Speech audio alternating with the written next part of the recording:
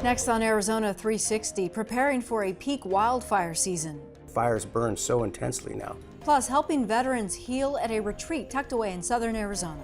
It's not so much a cure as it's a way to recover from PTSD. In her own words, a soldier's mother reflects on the agony of losing her son in combat. I don't remember what I said to them other than, did he suffer? And they couldn't answer that. Hello and welcome to Arizona 360. I'm Lorraine Rivera. Thank you so much for joining us. Arizona is long overdue for rain. More than half the state is experiencing extreme drought. That's according to the latest Drought Monitor report.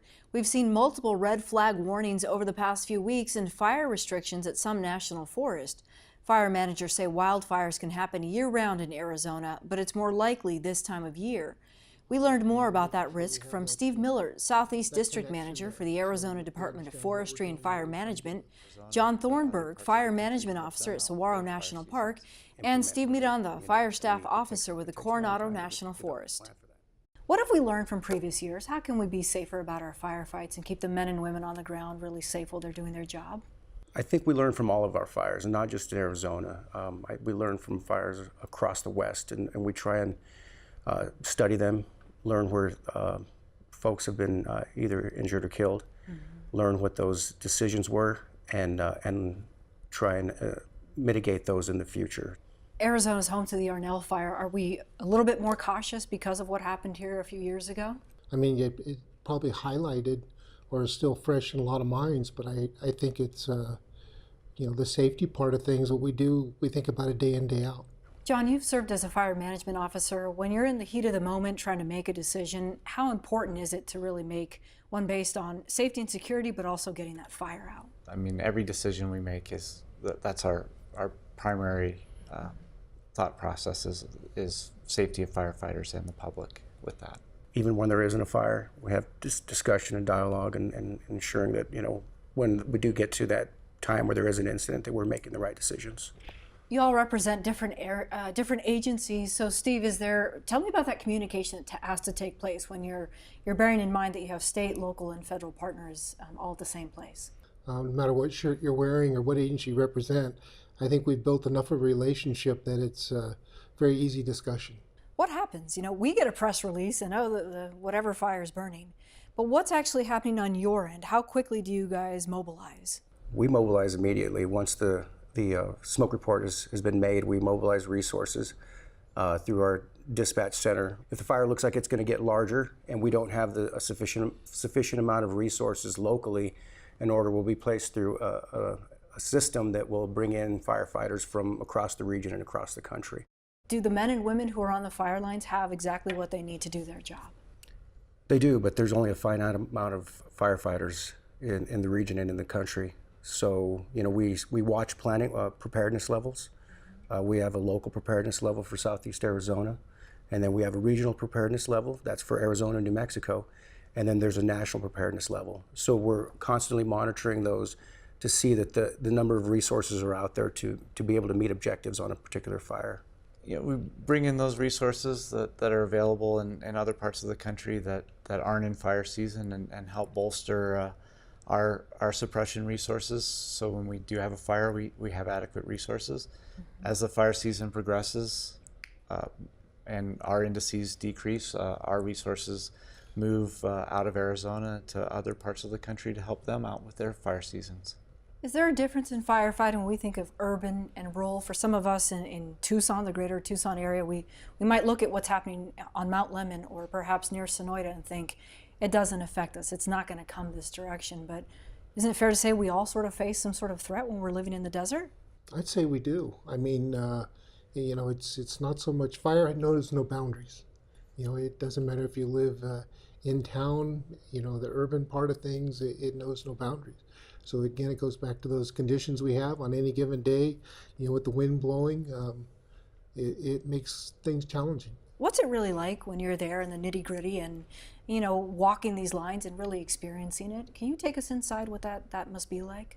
There's a perception that there's chaos and, a lot of running around and really it's very methodical. We're very clear.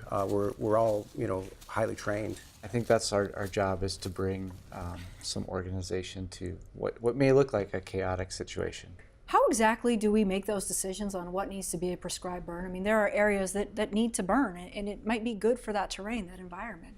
For multiple reasons. It could be for wildlife habitat improvement, watershed improvement, protecting the urban interface. In fact, there's a prescribed fire plan that is developed. It's a written document, and it's just not something we decide upon and then implement within a week. It takes a long time to develop the plan for that. There are times when you have to close parks because it's just not safe for people to be in there. Can you take us inside that decision making that leads to that? It's something that we discuss as a group, as a team, between us and our agency partners. We're taking into account, I know it impacts people that are going out camping and stuff, but it's just another part of being in the outdoors and the environment we're in. When we do have wildfires, what is the public missing? What are we not fully understanding about what's happening? A lot of the public perception is if they don't see aircraft flying, their fire's not going out. So there's more to just flying air tankers and aircraft than putting the fire out. The boots on the ground, the safety part of things. It's really for us to work very well with our public information officer and painting that picture. What is our plan? And having that public buy-in, to what we're looking at doing. Sometimes it's not an easy decision. Are we getting better in the firefight? I mean, every year it seems to be much more severe. That's probably based on our climate and overall weather patterns. Are we improving our efforts every year? I think part of the problem is that we've been so good at it, and we've allowed these fuel conditions to develop at such a level that fires burn so intensely now. I just hope folks are safe and they're careful out there as we get into the peak of our fire season here in late May and into June. That they just be careful with their campfires and dragging chains, those kinds of things, because those are the ones that aren't planned that can cause us problems. Okay, my thanks to all of you for being here. Wildlife in southern Arizona is also affected by the drought. To get a better sense of its impact, we brought in Karen Klima, a biologist with Arizona Game and Fish. So what sorts of things are we seeing? Is it bear? I mean, can you give us an idea of who is coming down from the high country to look for water? Well, you certainly touched on it. Bears are out now, and they are definitely looking for water. All of our wildlife is looking for water. Normally when we have our regular monsoon precipitation, there's areas where water collects, and wildlife can use those areas throughout the drier months. And now we didn't have that this year, and so now they're really working down into areas where we have water catchments, into areas that perhaps people have water out, like people with fountains and things, maybe seeing more wildlife coming to their yard. What's the ultimate impact to wildlife? Does it affect their reproduction cycles, things like that? Yeah, they certainly can. So our quail are very heavily dependent on winter rainfall, and without that rainfall, they don't produce as well for the following year. So it really does depend. It varies from species to species, but yes, dry weather does affect our critters. It seems every year we talk about this. The wildlife eventually adapt, or do they migrate? Can you give us a sense of what's actually taking place out there? Our desert wildlife are amazing. They adapt very well, and they're used to this dry weather. Now, are they used to going an entire season without water? Probably not. That is the drought. But they are very adaptable. They know how to take care of themselves. They know where to find water. Many of our wildlife don't even need to go to free water. They get water from the food that they eat. When summer comes along, I mean, we're in drought year-round, but when summer comes along, is there anything that you're specifically watching for or that you're concerned about this time of year? Well, we're worried about our water catchments. So we have water catchments out on the landscape. Basically, these catch rainfall and stores the waters and then disseminates that water into a drinker so that wildlife can use those drinkers. So right now, we're looking at those water catchments very closely, making sure that they have water. For those that have gone dry or about to go dry, we make sure that we're hauling water to them so that we have a sustainable water source for animals. If Game and Fish did not pay attention to these water catchments like you are and refill them, what state would wildlife be in without your assistance? Well, we wouldn't have as much wildlife as we do now. As you well know, Arizona is a drought. It's a dry state, and so water is a limiting resources for animals. Without adding additional water to the landscape, we would have less animals.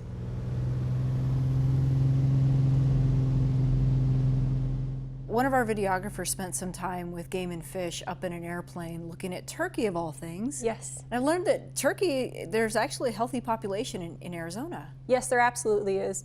Down here in southern Arizona, we have Gould's turkey, which are kind of special. They're a subspecies. They're found a little bit in New Mexico, in southern Arizona, and then in Mexico, and that's it. Places like the Santa Rita Mountains, the Huachuca Mountains, Chiricahua Mountains. They stay higher in elevation. They tend to roost in oak trees. They do like riparian habitats, so where there's lots of water and running water. When we are in a drought, for example, like we are now, how do they do right about this time period? So almost, if not all of our mountain ranges have water sources available. And so those turkeys will hit those water sources. They are very adaptable to people, and so occasionally they will come down into people's yards and see swimming pools and get some water from there. So at this point we have some turkeys with backpacks, and these backpacks emit a signal that allows us to download that signal, and it downloads the areas that they've been over since the last download. So what they were looking for was those backpacked hens so that they could download the information, and then we take that information and we actually send it. We're in partnership with Louisiana State University with a professor out there, and he takes that information and he compiles it and looks at it spatially, sees where the turkeys have been. From this information, we can figure out what kind of roosting areas they like to use, where they like to nest, what time of year they like to nest, which is all important for our management of turkeys. Research that we're doing with the Gould's turkey is a partnership between Arizona Game and Fish, Louisiana State University, and National Wild Turkey Federation. So all three organizations are working together to get more information about these Gould's, because there's basically no research on Gould's turkeys. So this is really special, really important. It's kind of groundbreaking for Gould's because that information has not been collected.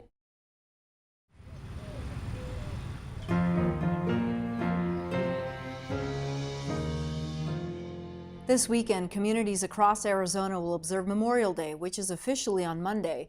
As we honor our fallen service members, we're also compelled to think about how we as a nation care for the men and women who do come home after serving honorably. One of the places that supports their needs is Boulder Crest Retreat in Arizona, a national nonprofit that offers free treatment to combat veterans and their families.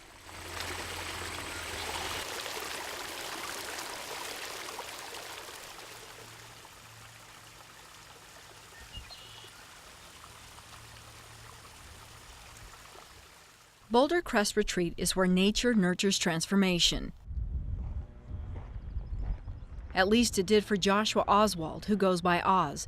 He's a Navy veteran who deployed 8 times in more than 20 years of service. When I left the military, I really thought that was going to be the answer. That if I just left the source of everything that was causing chronic migraines, my stress, my anxiety, if I just left all of that, it would go away and I'd be okay. But it didn't. Being home with his wife and kids didn't absolve him of combat. Oz, like so many other veterans, had post-traumatic stress disorder. I really did think that, well, this is just who I am now. You know, they're just going to have to live with it because this is the kind of person I am. But deep down inside, like, I really wanted to be a really happy, joyful guy that I knew in high school, you know, before the military and everything else. But how do I get there? I quit on both therapists that I tried. Saw a psychiatrist for a short period of time, also quit, because they just didn't understand anything that I was talking about. Then he found a sanctuary in the Santa Rita Mountains, offering a respite during a vulnerable time. We get asked so much, you know, how are you doing today? I say, I'm good, I'm good, I'm good. And it's this mask that we wear every single day because deep down inside, we're hurting. To heal that pain, Boulder Crest Retreat offers an intense 7-day treatment for veterans. Okay, by the ranch. Brian Bell, a former Marine, leads the effort. Life is a series of struggles for all of us, whether you're a combat veteran or not. So how do you struggle well? Learning some of these regulation practices, giving them an opportunity to disclose like some of the hard things that have occurred in their life, whether it was in childhood or during their military service. And we give them space and opportunities here to just set that big rock down. First, though, is tackling PTSD. A lot of the symptoms of post-traumatic stress are being detached from other human connection. You know, they're numb, they don't have normal emotions. Something tragic or sad happens, it doesn't affect them the same way it would somebody that's not struggling. They struggle to regulate their emotions, where one minute they're calm, the next minute they're through the roof. Those are hypervigilance, the kind of the traditional things, thoughts of suicide. Most of our participants come here as a last-ditch effort. They've been to the VA, they've seen therapists, clinicians, and none of it's worked for them. Here, PTSD can be treated with something Bell refers to as post-traumatic growth. These symptoms that the mental health professionals told them they have, and these symptoms that we need to treat, are actually traits that are strengths. Where things get sideways is when they don't regulate their emotions well. So learning how to regulate your emotions well, how to connect with other human beings, then you start to see that these aren't symptoms, these are strengths, almost like superpowers, and they can help you thrive. And the counselors at Boulder Crest say it's possible through activities like meditation, equine therapy, cooking, relationship building, and communication. This is a place that digs deep into the soul, confronting the source of pain and those it affects. You know, if the combat veteran comes home and they have post-traumatic stress, it's like having the flu. It affects your spouse, it affects your children. So we are not just here to heal the combat veterans, we're here to heal the whole family. It's also a getaway for military spouses and kids. Jenny Jacobs' husband served in the Air Force. Today, she helps families find a new beginning. Everybody changes a little bit their role in their family when the member is deployed, and it's important, I think, when the member comes back, everybody has to adjust to each other again, learn about each other. And this Boulder Crest retreat offers a setting that's private, it's secluded, relaxing. It gives Brian and his staff hope. It's 15 months into an evidence-based longitudinal study, and all the data shows it works. But I know it works because of events like what happened 2 programs ago. Combat veteran, he's sitting there, he's struggling, and he goes, I can't do this. We said, well, why can't you do this? And he said, well, I wasn't planning on going home. So what do you mean? And he said, well, I took this week to give my wife and 2 daughters time without me so they could learn to live without me, because at the end of my plan is just to commit suicide. So it gave us a chance to talk more with him on graduation night. And Ian says, hey, wait, I have a gift I want to give you guys. And he reached into his pocket and he pulled out the bottle of pills. And I said, I want you guys to have these. And we said, well, what is this, Ian? And he goes, these were the narcotics I was going to kill myself with, and I just don't need them anymore. And so that was the evidence to us that what we're doing, it works. Oz is another success story, a patient turned counselor who thrives on connecting with veterans. What was the biggest thing you've learned here in these 7 days? And he said, man, I've been locked in a prison for 10 or 15 years, and no one ever told me that the keys were in my pocket the whole time. That was powerful. The Southern Arizona VA healthcare system is also exploring more holistic care options for veterans. It was recently designated a VA Whole Health flagship facility. Treatment can include acupuncture, meditation, and yoga, with a greater focus on listening to patients' concerns. We learn more about what options veterans have from Dr. Anthony Stazzoni, the Southern Arizona VA Chief of Staff. Whole health is looking at the veteran where they're at, the whole community they live in, their set and setting for their spiritual, medical, as well as mental health needs, and wrapping that around. Some of it involves such things as complementary medicine, such as meditation, yoga, all those alternatives, and it touches them in mental health, but also other aspects of their health care, because, as you know, a disease state doesn't just affect that one organ or that one aspect of the veteran. It affects the whole aspect of their life, their family, and whether or not they're going to be compliant, what they can do to manage their health more effectively. It effectively empowers the veteran. We have 500,000 veterans reported to be living here in Arizona. Are we talking just urban or rural areas? Where are we in providing care to every veteran who's in the state? There's 3 general areas of service. There's Northern Arizona, there's the central area which Phoenix VA serves, and there's Southern Arizona, which we're here in Southern Arizona VA. We have a city-based services or urban services at the main VA with some urban CBOCs. They call them community-based outpatient clinics, and that's on the northwest side, southeast side, and even in Green Valley, which is close to Tucson. We also have these clinics available in rural areas, so Yuma, Sierra Vista, Safford, Casa Grande. Part of the mission of the VA is to have clinics to outreach where the veterans are and not make sure they don't have to travel so much distance to get at least foundational services such as primary care or mental health. The VA really working hard to expand its services, but also giving veterans more of a choice in their care. Tell me about that. In 2014, they enacted the VA Choice Act, or VACA, and that allowed veterans for certain wait times of 30 days or more for an appointment, or 40 miles, or for unusual or extraordinary benefits to get services right there in their local communities. It was a bill that was put through in response to some things that happened in the media with the Phoenix VA. That bill was an imperfect bill. It was meant as a stopgap measure, and it's continued for the past several years. Currently, the VA is looking to expand that, and there's a new act called the Mission Act coming through. The VA has always collaborated with the community. We have good ties with the University of Arizona and all of our other community hospitals, and this just kind of makes it easier for the VA to facilitate care on the bureaucratic end for those veterans and make sure we do the right thing for them. There's some level of criteria that individuals have to meet in order to get service. There is for medical services. For mental health services, we'll always be able to be there for any mental health crisis. We will give, regardless of what your level of eligibility is, we'll make sure we get you services. It seems like there's less of a stigma associated with treating PTSD nowadays. I think it wasn't termed PTSD, so we've given a name to it, and I think many folks will realize that from World War II, the common term my father's generation would use would be shell-shocked, and they talk about being shell-shocked or things. Military sexual trauma is an aspect that we wasn't previously given a name nor addressed, and I think we've realized that, particularly with our influx of women veterans now. It's one of our fastest growing populations. So giving names to things and recognizing the problem, but I think it's been there, and now I think it's just the fact that we also have better ways to recognize it and treat it. Are you seeing a decline in suicide rates as a result? Well, it's interesting. Suicides, there's always a number, about 22 suicides a day they mention.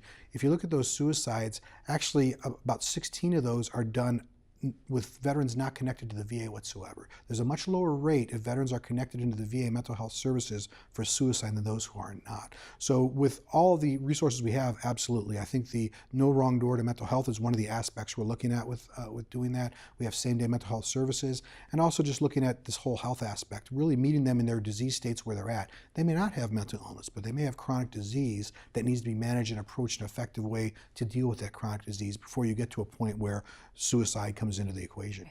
Earlier you mentioned the controversy surrounding the Phoenix VA. Where are we in restoring trust? Trust is one veteran at a time. I don't think you can do one thing or say one thing to earn trust. I think actions speak louder than words. Any complaint we take seriously. I'll use the Tucson VA for example. We have over nearly 60,000 veterans we manage every day. We can do things right 95% of the time. That still leaves 3,000 veterans that are unsatisfied with what happened. We need to make sure we find out what occurred, reconcile that, not just for that veteran, but for future veterans. So it's really the interactions we have with our frontline staff, and as someone who's in a management position, making sure that we're setting the example of what we expect for veteran care and following that up and really walking the walk, not just talking the talk. Before we go, we want to get back to the meaning of Memorial Day, remembering and honoring those who died serving our country. It's a sacrifice that extends to their families and loved ones, and we learn what it means to be a Gold Star parent through Maria Marin, who's also a member of Arizona Public Media's Community Advisory Board. Her son, Army Ranger Sergeant Martin Lugo, was killed in Afghanistan in 2010.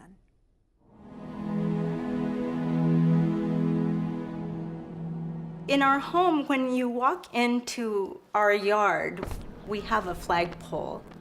We wanted the symbol of our flag, of our freedom, of our opportunities in this country to live as we choose. Memorial Day is every day for us, and we have reminders and symbols as you walk into our home. We have something that is very, very important to me, and it's Martin's photograph and his dog tags that he was wearing the night that he fell. He served for 6 years. He served 6 tours of duty, 2 in Iraq and 4 in Afghanistan. He was wearing 2 watches. I wish I could ask him why, but they had Afghanistan mud on it. They were knee-deep in mud. It's dark out there. There were some, I think, trenches that they had not accounted for. The strategy was a tip of the spear, and that Martin, because he was the lead on that mission and that objective, held his men back and positioned them differently and said, I will go ahead and clear the path so that we can move forward.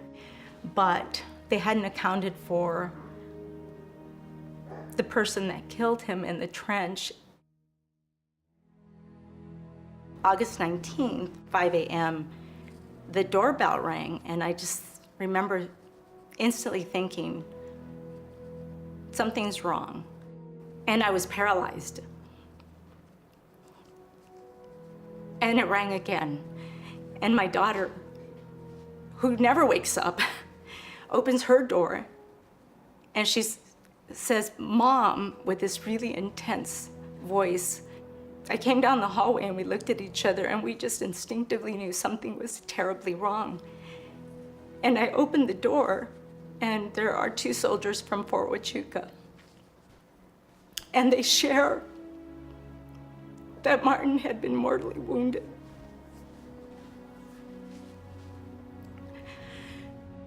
I miss him, but I have learned to let him be in my heart and live here with me in a different way. So time and distance is really not a factor, but the symbol of the flag, what he loves so much, is really that constant reminder for me that, you know what, this is a great country.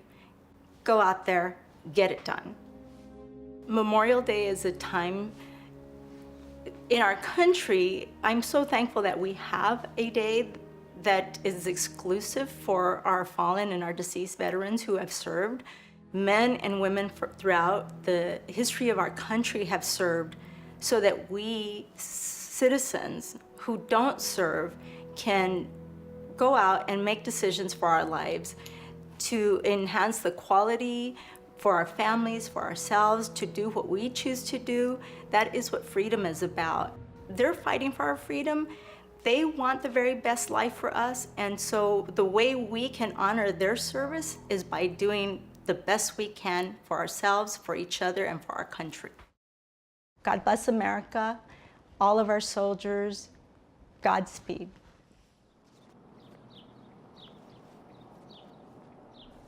Our thoughts go out to the many families remembering loved ones lost this Memorial Day.